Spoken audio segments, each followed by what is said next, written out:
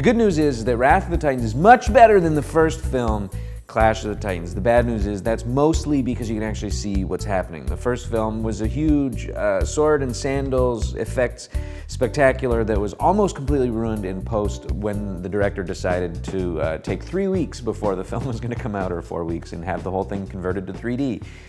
And in the process, making it almost unwatchable. The second film, the sequel, was intelligently shot in 3D, and it looks much better than the first film.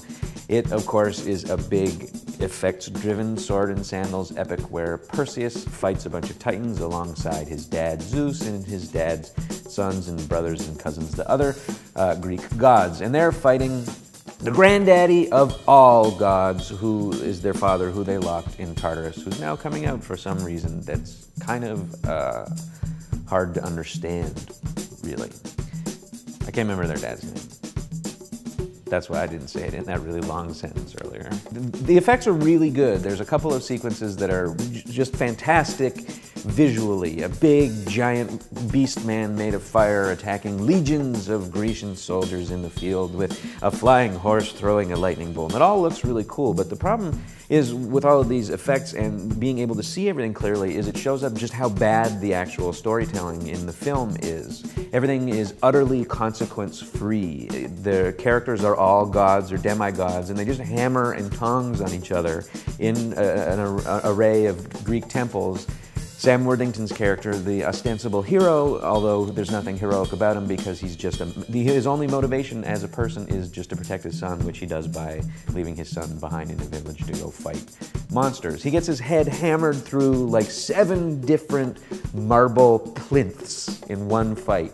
Like through a column, through a plinth over here, through a plinth over there. One time they carefully set his head up on a plinth and go boom, and it cracks the plinth underneath his head. And all of this is supposed to be gripping and moving because he's getting beat up so bad, except the movie doesn't ever bother to define its terms as a piece of fantasy fiction. It never says he's a god, which means he can have his head busted through 9 plinths, but that 10th plinth will definitely kill him. The whole thing is consequence-free because everyone involved is indestructible and free from any motivation beyond what they say they want to do. The villain shows up at the end, the giant lumbering fire beast, raging the whole time, going ah, rah, rah, but it's in another language because they didn't bother to write dialogue for the character.